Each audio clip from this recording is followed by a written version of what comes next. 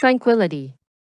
After bidding his sister good night, Monseigneur Bienvenu took one of the two silver candlesticks from the table, handed the other to his guest, and said to him, "Monsieur, I will conduct you to your room."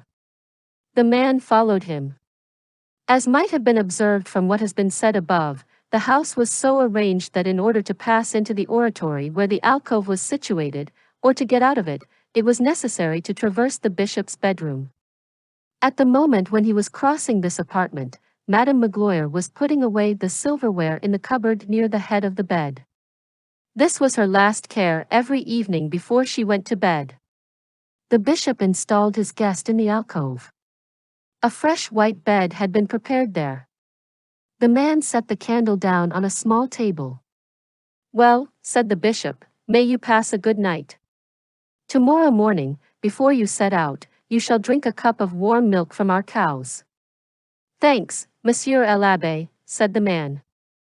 Hardly had he pronounced these words full of peace, when all of a sudden, and without transition, he made a strange movement, which would have frozen the two sainted women with horror, had they witnessed it. Even at this day it is difficult for us to explain what inspired him at that moment.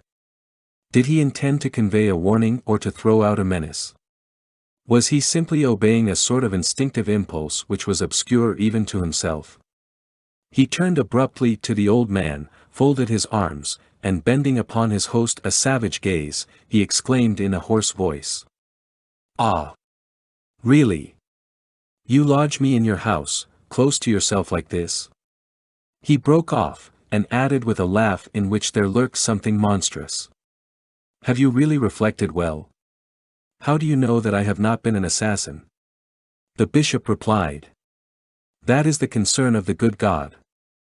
Then gravely, and moving his lips like one who is praying or talking to himself, he raised 2 fingers of his right hand and bestowed his benediction on the man, who did not bow, and without turning his head or looking behind him, he returned to his bedroom. When the alcove was in use, a large serge curtain drawn from wall to wall concealed the altar. The bishop knelt before this curtain as he passed and said a brief prayer. A moment later he was in his garden, walking, meditating, contemplating, his heart and soul wholly absorbed in those grand and mysterious things which God shows at night to the eyes which remain open. As for the man, he was actually so fatigued that he did not even profit by the nice white sheets. Snuffing out his candle with his nostrils after the manner of convicts, he dropped, all dressed as he was, upon the bed, where he immediately fell into a profound sleep. Midnight struck as the bishop returned from his garden to his apartment. A few minutes later all were asleep in the little house.